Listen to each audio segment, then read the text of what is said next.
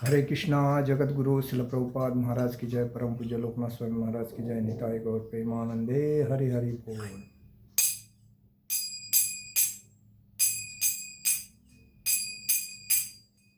जय राधा माधव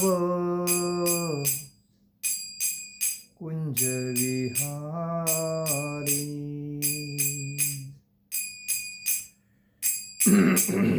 जय राधा माधव कुंज विहारी।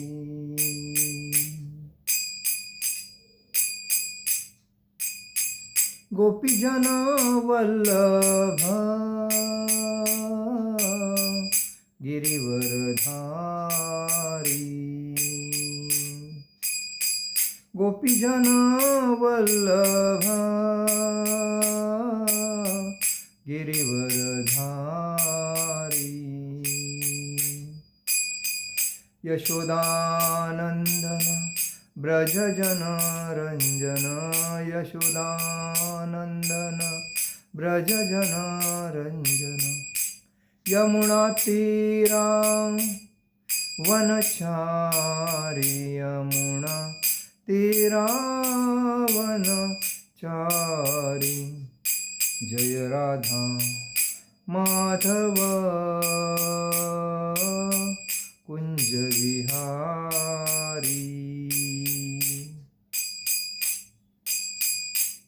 जय राधा माधव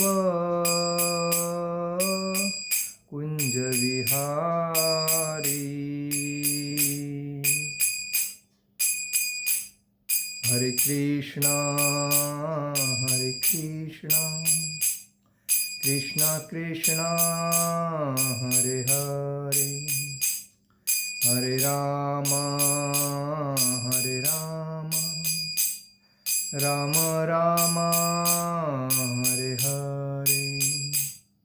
हरे कृष्णा कृष्णा कृष्णा हरे हरे। हरे राम राम राम हरे हरे। हरे कृष्णा कृष्णा कृष्णा हरे हरे। हरे राम राम राम हरे हरे। जय ओम विष्णुपाद परमहंस परिव्राजकाचार्य अष्टोत्तर शताभय चरणारविंद भक्ति वेदांत स्वामी शिल प्रभुपाद महाराज की जय। जय ओम विष्णुपाद परमहंस परिव्राजकाचार्य अष्टोत्तर शतशिल भक्ति सिद्धांत सरस्वती ठाकुर शिल प्रभुपाद महाराज की जय। जय ओम विष्णुपाद परमहंस परिव्राजकाचार्य अष्टोत्तर शतशिल गौर किशोर जी बाबा जी महाराज की जय।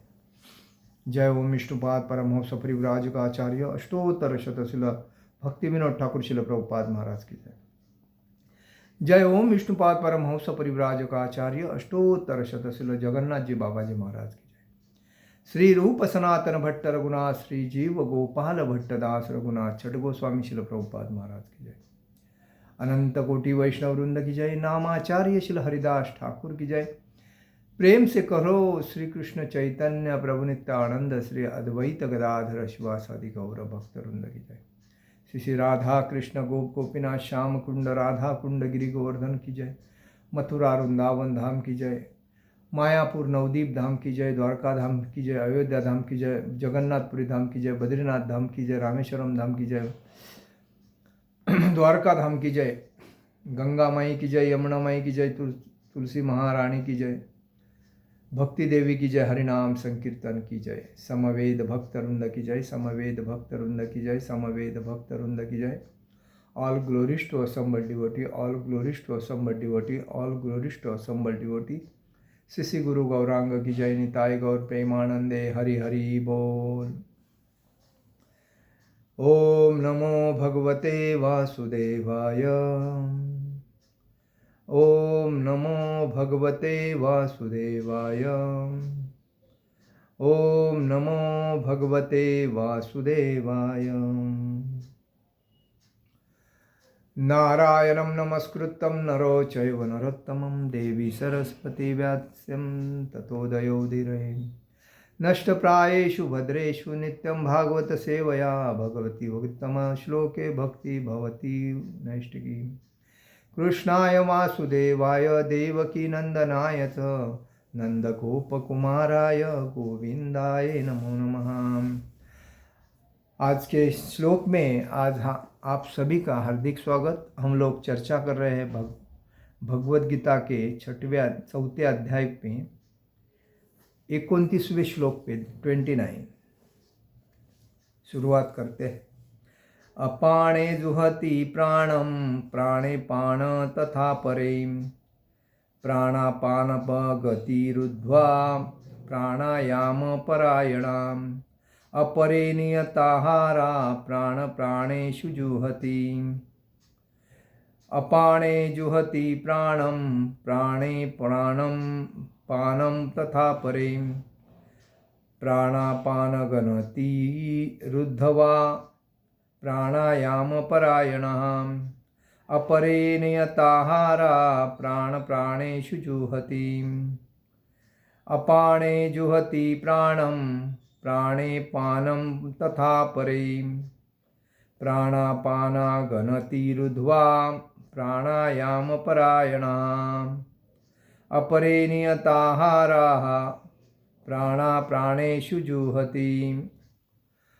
अपाणे निम्नगामी वायु में जुहति अर्पित करते हैं। प्राणम म्हणजे प्राण को, प्राणे प्राण में, अपारम निम्नगामी वायु को, तथा ऐसे हुई अपरे अन्य प्राण प्राण। अपान निम्नगामी वायु, गति म्हणजे गति को, रुद्ध्वा रोककर, प्राण आयाम श्वास रोककर समाधि में, परायणा प्रवृत्त, अपरे म्हणजे अन्य, नियत म्हणजे संयमित अल्प, आहारा म्हणजे खाकर, प्राणान म्हणजे प्राणों को, प्राणेषु प्राणों में, जुहति हवन करते हैं, अर्पित करते हैं। अनुवाद। अन्य लोग भी है जो समाधि में रहने के लिए श्वास को रोके रहते हैं। प्राणायाम वे अपान में प्राण को और प्राण में अपान को रोकने का अभ्यास करते हैं और अंत में प्राण अपान को रोककर समाधि में रहते हैं। अन्य योगी कम भोजन करके प्राण में ही आहुति देते हैं। तात्पर्य में शिल प्रभुपाद जी लिखते हैं, शिल प्रभुपाद महाराज की जय। श्वास को रोकने की योग विधि प्राणायाम कहलाती है। प्राणायाम में हठयोग के विविध आसनों की सहायता से इसका अभ्यास किया जाता है। ये सारी विधियाँ इंद्रियों को वश में करने तथा आत्म साक्षात्कार की प्रगति के लिए संस्तुत की जाती है। इस विधि में शरीर के भीतर वायु को रोका जाता है जिससे वायु की गति की दिशा उलट सके। अपान वायु निम्न वायु अधोमुखी है और प्राणवायु ऊर्ध्वमुखी है। प्राणायाम में योगी विपरीत दिशा में श्वास लेने का तब तक अभ्यास करता है जब तक दोनों वायु उदासीन होकर पूरक अर्थात सम नहीं हो जाती। जब अपान वायु को प्राण वायु में अर्पित कर दिया जाता है तो इसे रेचक कहते हैं। जब प्राण तथा अपान वायु को पूर्णतया रोक दिया जाता है तो इसे कुंभक योग कहते हैं। कुंभक योगाभ्यास द्वारा मनुष्य आत्म सिद्धि के लिए जीवन अवधि बढ़ा सकता है। बुद्धिमान योगी एक ही जीवन काल में सिद्धि प्राप्त करने का इच्छुक रहता है, वह दूसरे जीवन की प्रतीक्षा नहीं करता। कुंभक योग के अभ्यास से योगी जीवन अवधि को अनेक वर्षों के लिए बढ़ा सकता है।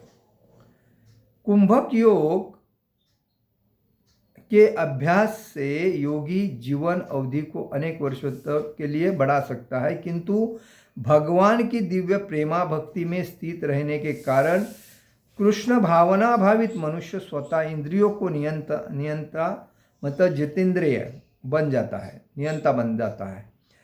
उसकी इंद्रियां कृष्ण की सेवा में तत्पर रहने के कारण अन्य किसी कार्य में प्रवृत्त होने का अवसर ही नहीं पाती।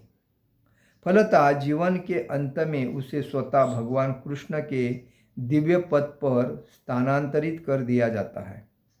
अतः वह दीर्घजीवी बनने का प्रयत्न नहीं करता, वह तुरंत मोक्ष पद को प्राप्त कर लेता है। जैसा कि भगवत गीता में 14वें अध्याय में 26वां श्लोक में कहा गया है, माचयो व्यभिचारेण भक्ति योगेन सेवते सगुणान् समन्ति तान् ब्रह्म भूयाय कल्पते।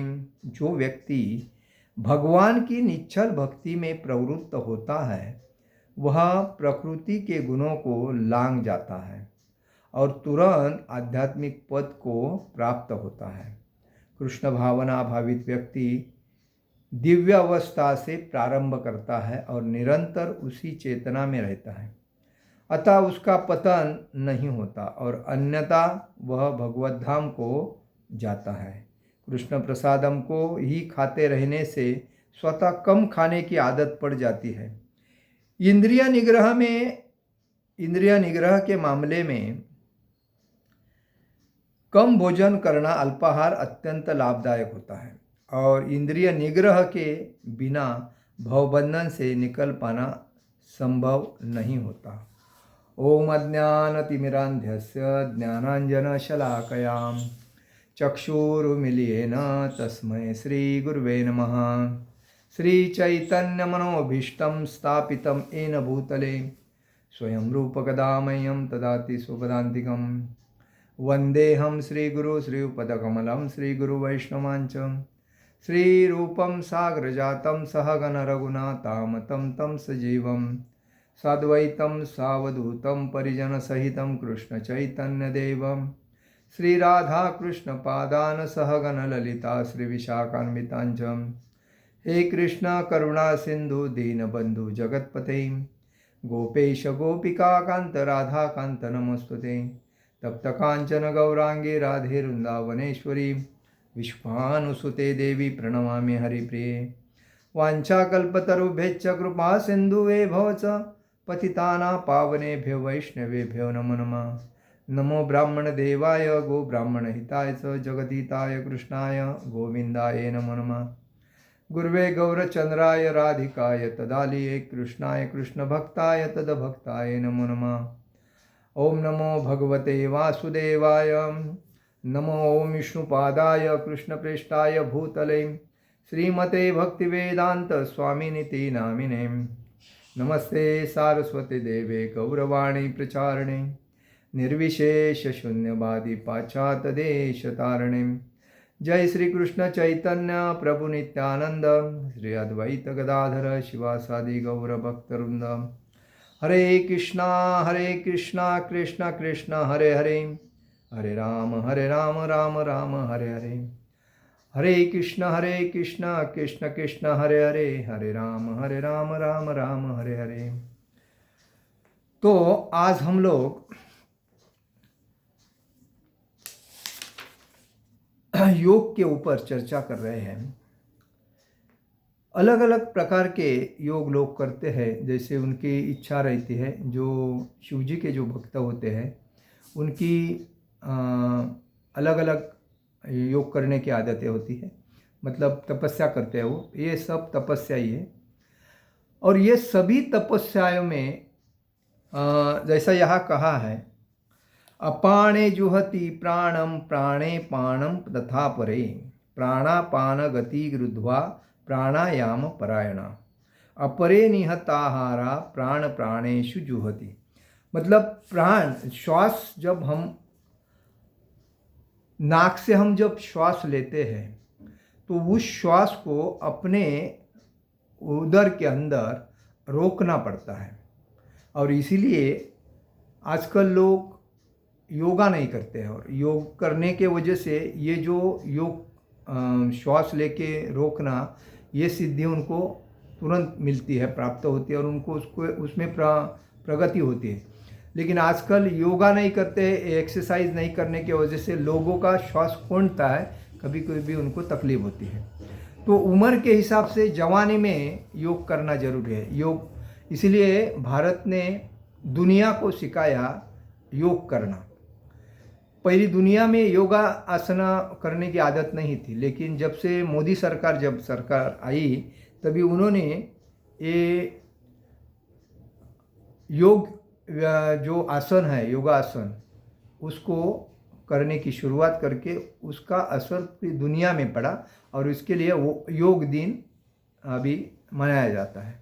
तो कहने का मतलब है श्वास को रोकने की जो विधि है, प्राणायाम बोलते हैं उसको, वो हम लोग श्वास लेते हैं नाक से और वो श्वास अंदर रोकने के बाद हम एक समाधिस्थ रहते हैं आसन में, तो वो उसको एक ज्ञान प्राप्त करता है। वही बात है प्रारंभ में हठ योग, तो उसका श्वास जो होता है वो रोकने की जो कला है अतिशय मजबूत है वो। तो वो हठ योग से के विविध आसनों की सहायता का इसका अभ्यास किया जाता है। ये सारी विधियाँ इंद्रियों को वश, मतलब कृष्ण भावना भावित जो व्यक्ति है वो भक्ति नवधा भक्ति करके इंद्रियों को वश में करता है।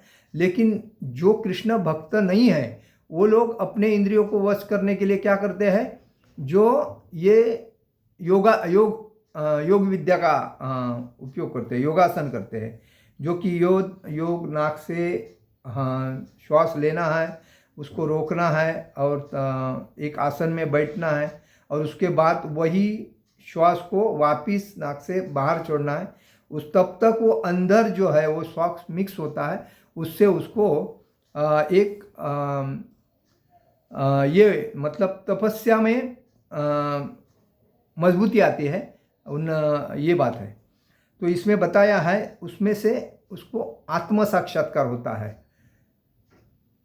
तो ये विधियाँ उसी की वजह से होती है जो सारी विधियाँ इंद्रियों को वश में करने तथा आत्म साक्षात्कार की प्रगति करने में।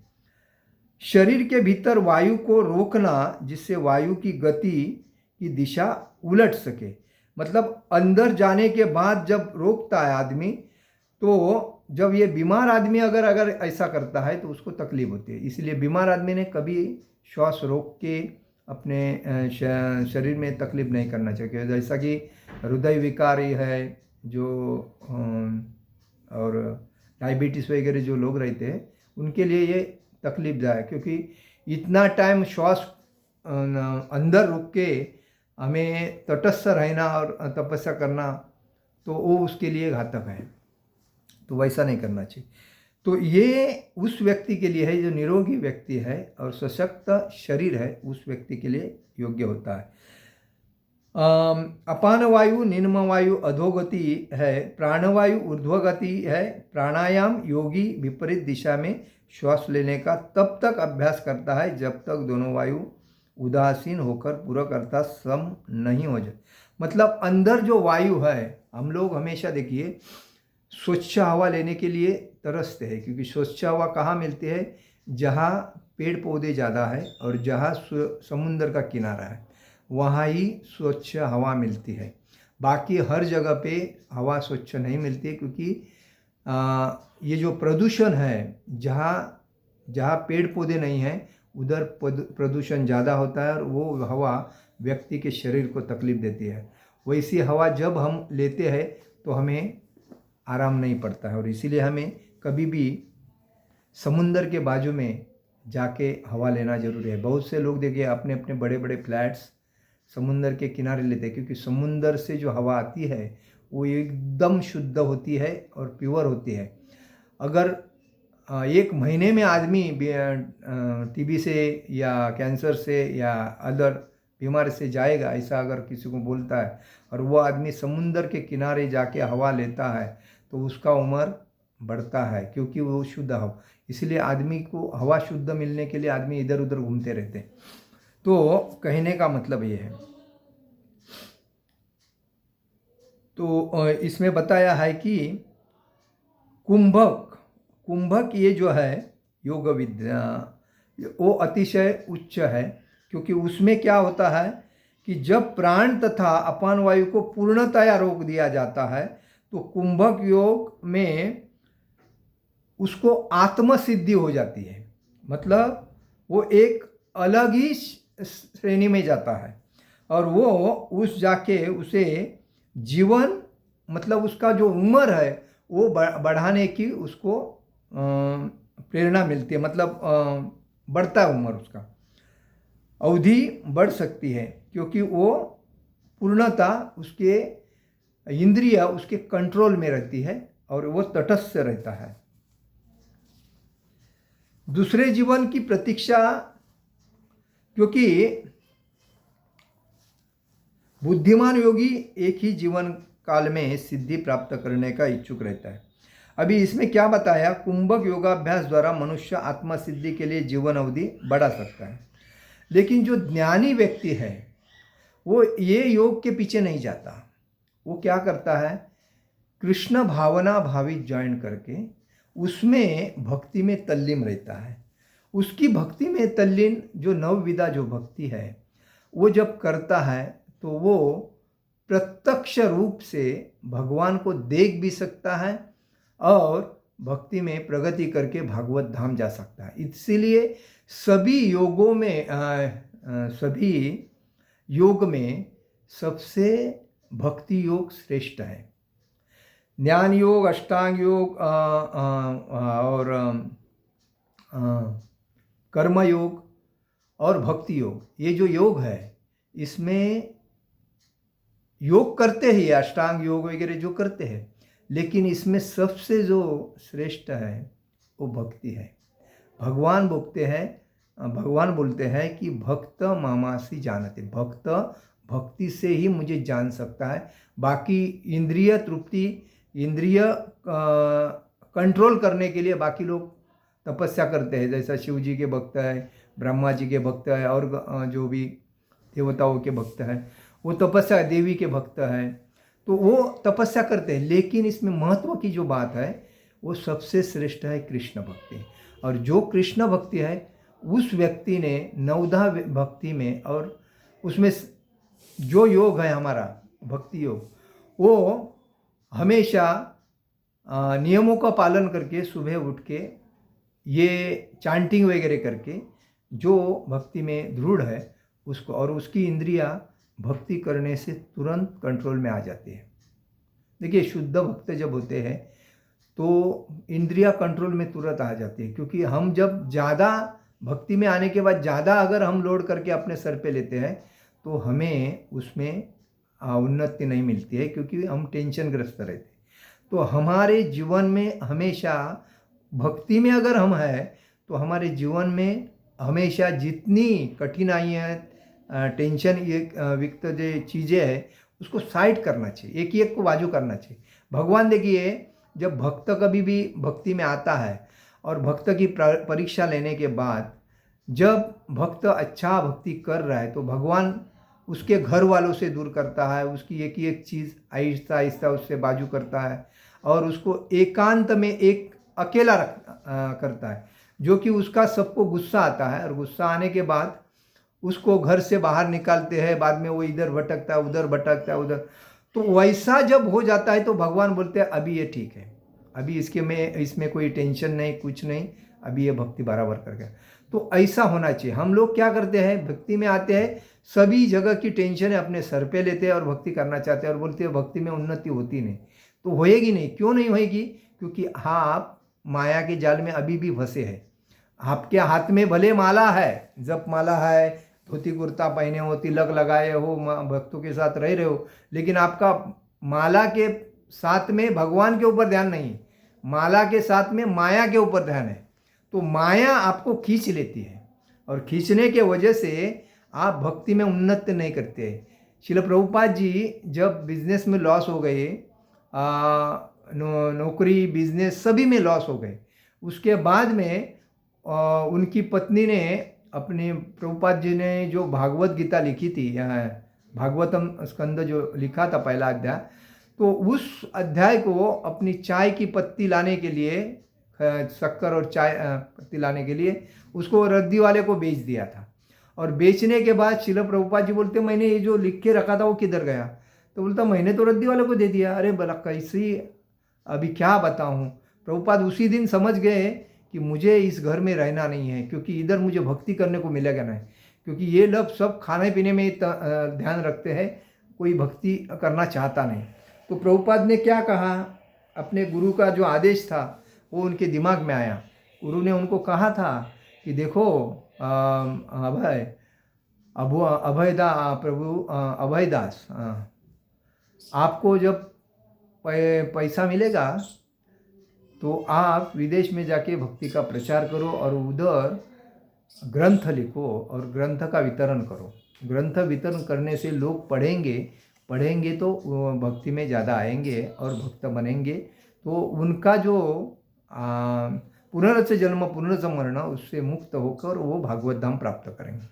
वो दिमाग में विजन रहने के बाद प्रभुपाद ने अपने गुरु का आदेश पाल के, कुछ नहीं 40 रुपया था, लेके कैसा भी करके इसको पूछ उसको पूछ ऐसा कर करके डोनर ढूंढ के प्रभुपाद ने जितनी हाल अपेष्टा निकाली, आज के जीवन में कोई हाल अपेष्टा निकालने के लिए ऐसा मिलने वाला नहीं है। इतनी प्रभुपाद ने, ये कोई इस्कॉन जो संस्था बनी है वो गौड़िया संप्रदाय में प्रभुपाद ने दीक्षा ली, लेकिन प्रभुपाद के गुरु ने कहा उसमें मिक्सिंग मत हो जाओ, आप अलग से रहो, क्योंकि वो लोग अपना मेरा मंदिर मेरी कुर्सी मेरा रूम इसके पीछे पड़े हैं।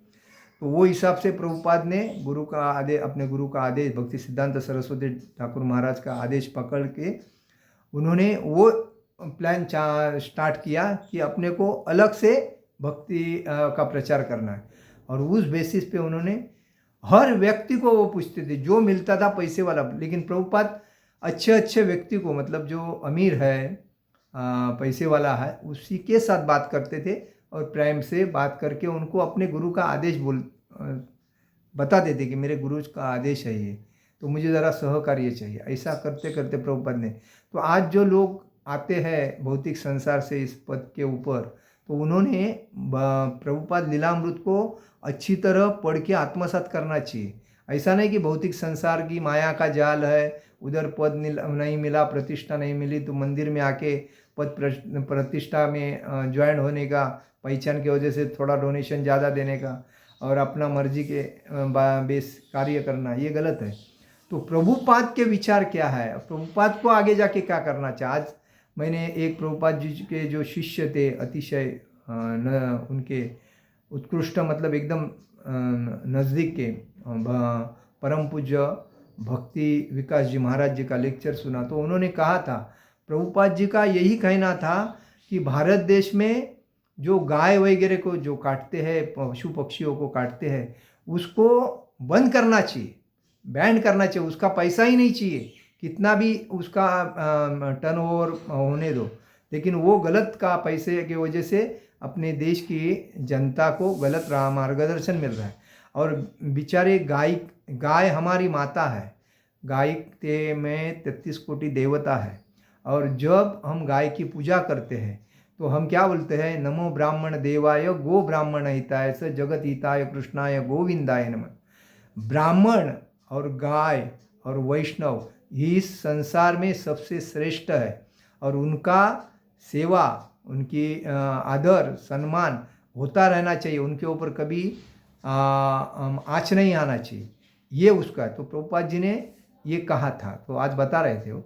तो कहने का मतलब है, हमारा सिद्धांत ये होना चाहिए कि पशु पक्षी, विदेश में क्या है, पशु पक्षी का मांस खा के ही लोग जी रहे, तो उनको सात्विक भोजन क्या मालूम नहीं। जब प्रभुपाद जी गए विदेश में और जब भक्ति का प्रचार किया और उनको जब बना के सात्विक भोजन बना के उनको खिलाया, तभी उनको मालूम पड़ा दाल सब्जी चपाती राइस अलग अलग आइटम जो इतने 56 भोग कैसे होते हैं, अलग अलग आइटम इसमें से कैसे बनाने का, दूध युक्त पदार्थ से। नहीं तो उनको क्या मालूम था, उनको यही मालूम था ब्रेड और मांस, बाकी तो वो खाते नहीं, बर्गर और पिज़्ज़ा वही खाते थे। तो उस बेसिस पे उनकी बुद्धि तो अल्पथी ही थी। भले वो बाकी चीज़ में आगे रहेंगे, लेकिन आध्यात्मिकता में बुद्धि तो अल्प थी। लेकिन प्रभुपाद जी ने उनको जब मार्गदर्शन किया तो वो मार्गदर्शन उनके दिमाग में बैठ गया। वो तो क्या कर रहे थे, मांस खा रहे थे, जानवर के जैसा जीवन जी रहे थे, ड्रग्स लेते थे, हिप्पी रहते थे, सेक्स करते थे, उसमें तल्लीन थे। लेकिन प्रभुपाद जी ने ये नहीं सोचा अरे ये भक्ति के काबिल नहीं है, ये ड्रग्स ले रहा है, ये सेक्स कर रहा है, इसको कैसा भक्त बनाऊं, ये कभी नहीं सोचा। आजकल के लोग मंदिर में जब कोई ऐसा आता है तो उसको मंदिर के बाहर निकालते हैं, सिक्योरिटी को बोल के रखते हैं इसको लेना मत। ये गलत है। मंदिर सबके लिए खुला होता है। मंदिर ये आध्यात्मिक पाठशाला है, और उस मंदिर आध्यात्मिक पाठशाला होने की वजह से कोई भी, भले वो खराब कपड़े वाला है, लेकिन वो दर्शन अगर भगवान का लेता है तो उसके अंदर भगवान का अंश है, तो उसको रोकना नहीं चाहिए, उसको दर्शन देना चाहिए। लेकिन आजकल की मनमानी लोग आते हैं, भक्तों को भी रोकते हैं, भक्तों को भी दर्शन के लिए रोकते हैं। तो पब्लिक का क्या है? तो ये अतिशय गलत है। भगवान सब देखता है। भगवान के मंदिर में हमेशा देर होती है, अंधेर नहीं होता है, और सबका नियति हिसाब बराबर अपने मर्जी से करती है। तो इसीलिए कभी भी किसी व्यक्ति को कोई भी मंदिर में रोकना नहीं चाहिए। उसको दर्शन का, हाँ वॉच रखो, कोई आज समाज में गलत गलत चीज़ें हो रही है उसके ऊपर वॉच रखना सबका कर, लेकिन दर्शन लेके सीधा जा रहा है ना, ठीक है। क्योंकि भगवान पशु पक्षी कीटक मूंगी से लेके ब्रह्मा जी थे, सबके हृदय में परमात्मा आत्मा अंश स्वरूप वो है। तो उसका अगर ये कुत्ता मंदिर में आता है दर्शन करके जाता है, बंदर आता है दर्शन करके जाता है, बिल्ली आती है दर्शन, चूहा आता है दर्शन करके जाता है, मनुष्य आता है दर्शन करके जाता है। तो दर्शन करना सबके लिए भगवान ने कहा। जिसको बुद्धि होते है वही तो मंदिर में आएगा।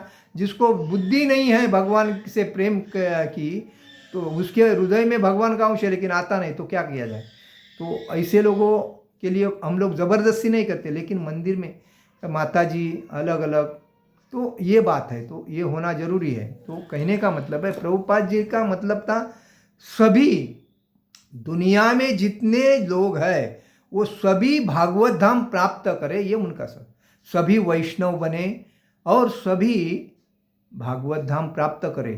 तो जन्म और मृत्यु के चक्कर में कोई पड़ेगा नहीं। और इसीलिए चैतन्य महाप्रभु ने 550 साल पहले जब आए थे तभी हरिनाम संकीर्तन का प्रचार किया, और प्रचार करते वक्त क्या बोले, जारे देखो तारे कहो कृष्ण उपदेश। क्योंकि भगवान कृष्ण का ही नाम इस संसार में व्यक्ति को तार सकता है। बाकी पैसा पद प्रतिष्ठा प्रसिद्धि, कितने गाड़ी है, कितने प्रॉपर्टी है, कितने फ्लैट्स है, कितना बैंक बैलेंस है, कितने और कारखाने हैं, कोई नहीं तुम्हारे को पूछने वाला है। ये सब स्मशान तक जाएगा। स्मशान के अंदर, स्मशान के आगे क्या जाएगा? आपका कर्म जाएगा, आपने कितना कर्म अच्छा किया, और आपके साथ आपकी जो भक्ति है वही जाएगी। तो ये बात है। तो लोग इसके ऊपर ध्यान नहीं देते, क्योंकि लोग आज माया के जाल में फंसे हैं, सब इंद्रिय तृप्ति के पीछे पड़े हैं। मेरे को ये करना है, मेरे को वो करना है, मेरे को वो करना है, वो करना है, करते करते जो करना है वो साइड में रह गया, और नहीं करना है उसको करता है। और बाद में दूसरे के कंधे पे जाने के टाइम पे बोलते हैं राम नाम सत्य है, राम नाम सत्य है। अरे लेकिन इतने साल से कितने मालूम नहीं था क्या? अभी नहीं सुन रहा है, नहीं सुन रहा है, नहीं देख रहा है, नहीं बोल रहा है, और वो लोग कह के जा रहे हैं। तो ये आज समाज की हालत है। और इसीलिए हमारा सिद्धांत है कृष्ण भावना भावित होकर भक्ति करना, ये जीवन का प्रत्येक व्यक्ति के जीवन का मुख्य लक्ष्य है। जैसा हम बोलते हैं ना, स्वराज जहाँ हमारा जन्म सिद्ध हक है, तो वैसा ही कृष्ण भावना भावित भक्त होना, मैं कृष्ण का भक्त होना जन्म सिद्ध हक का, ये प्रत्येक व्यक्ति को समझना चाहिए।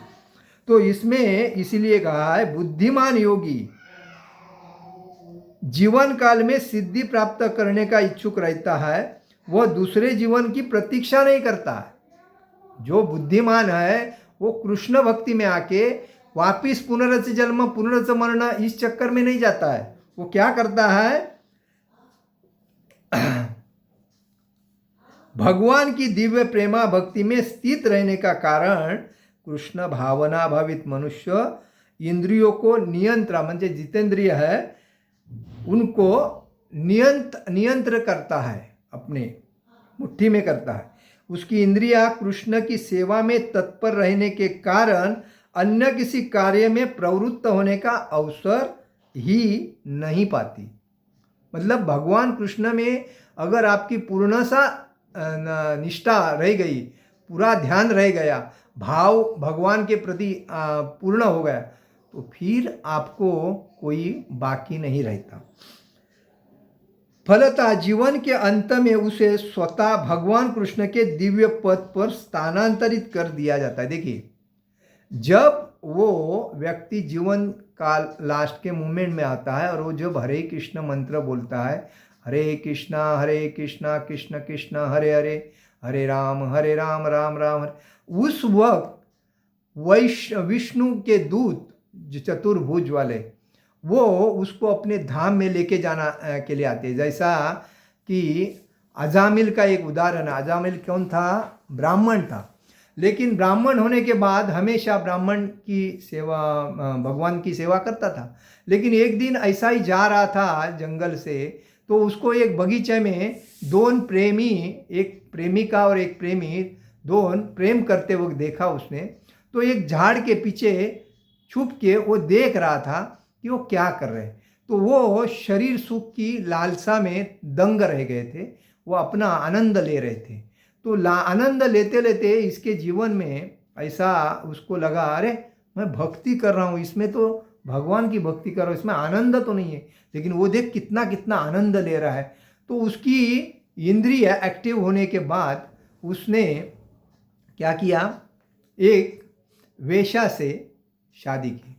और वेश्या से शादी, उसकी पत्नी पहली थी, लेकिन वेश्या से शादी करके उसने उसको इंद्रिय एक्टिव होने की वजह से उसको भी लगा भोग करने से आनंद मिलेगा, भोग में कितना प्रेम है, देखो तो कितना वो लोग मंत्र मुग्ध होके भोग कर रहे हैं, आनंद कर रहे हैं, यही तो आनंद है, भक्ति में नहीं आनंद, ऐसा उसको लगा।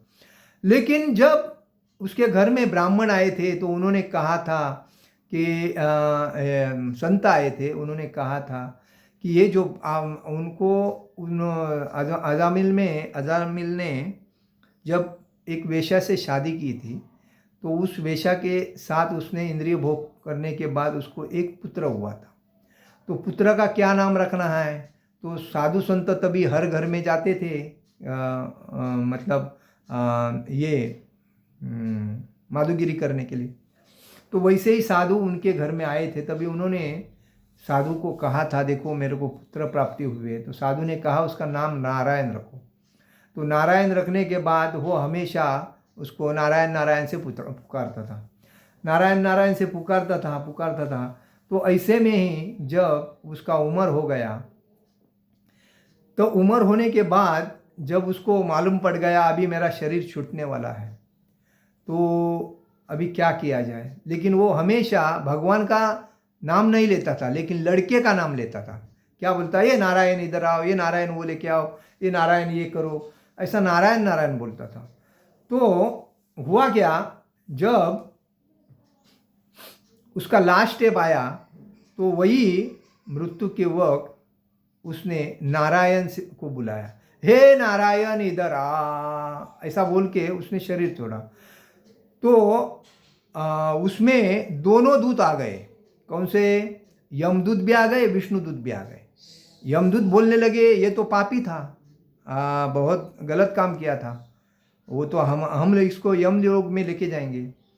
लेकिन विष्णु लोग ने कहा, देखो ये एक भक्त था, ब्राह्मण था, और इसके लड़के का नाम जो नारायण था, और इसने हमेशा उस नारायण नाम से ही अपने लड़के को पुकारा है।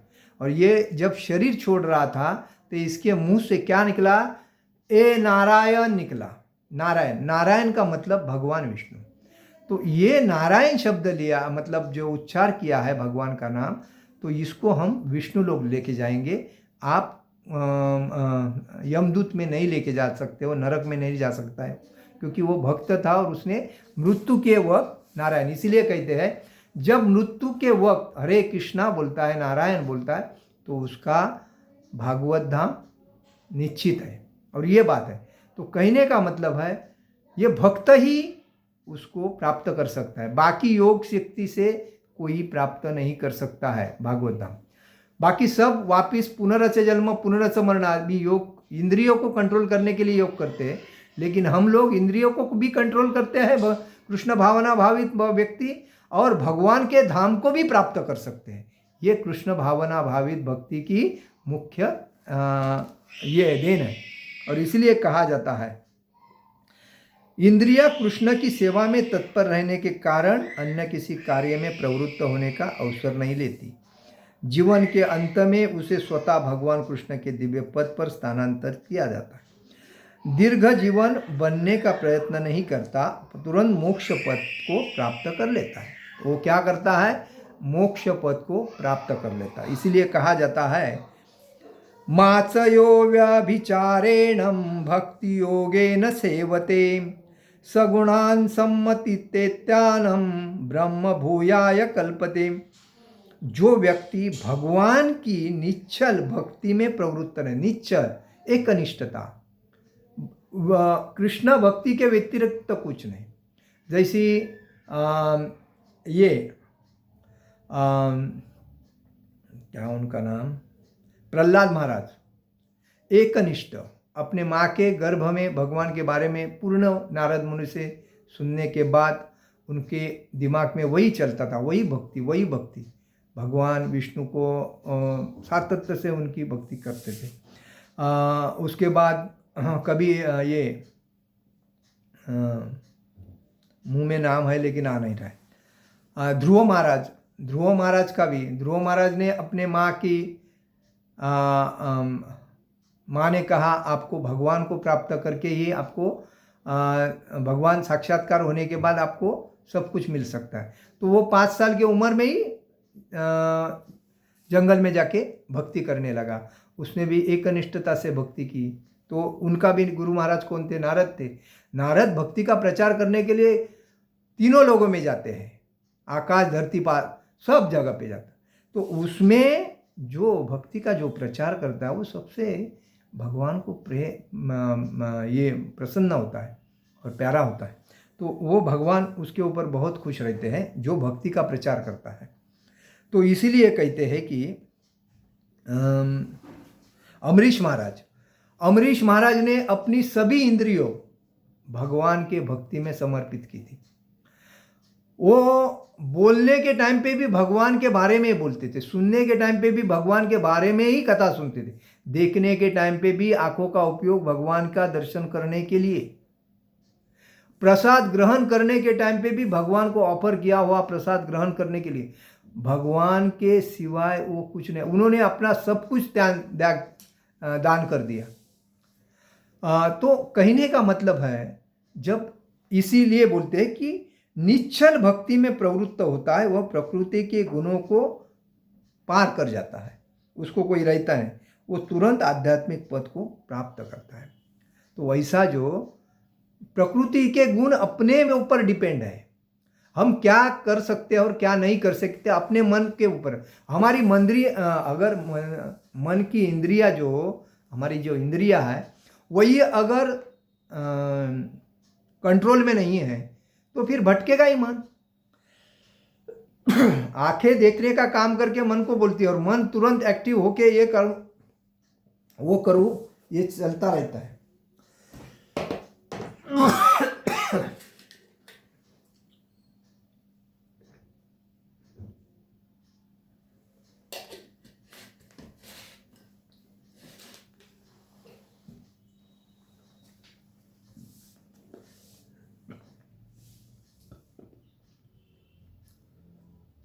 इसीलिए कहा जाता है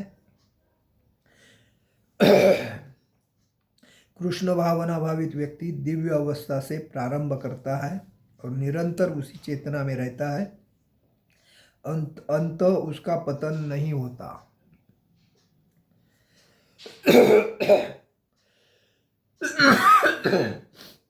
अंत उसका पतन नहीं होता, अंत वह भगवत धाम को ही जाता है। और अंत में कहा जाता है भगवत धाम को ही जाता है। इसीलिए इंद्र निग्रह के मामले में हमें हमेशा तबीयत के हिसाब से कम भोजन करना जरूरी है, क्योंकि जब हम कम भोजन करते हैं तभी हमारे जीवन में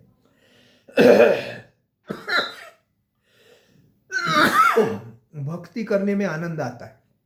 जब हम इसीलिए करते हैं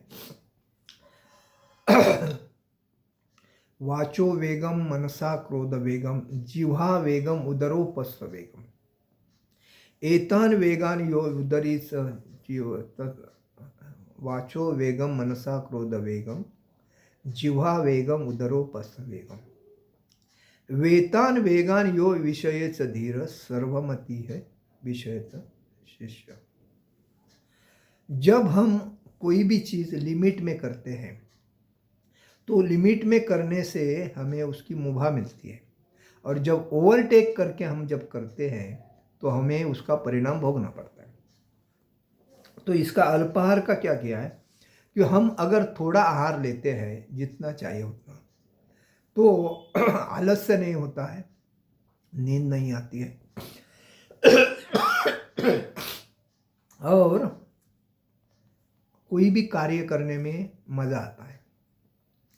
ज़्यादा हम भोजन करने से हमें आलस आता है, नींद आती है, और भक्ति से हम दूर होते हैं। इसलिए कम भोजन करके हम भक्ति ज़्यादा कर सकते हैं।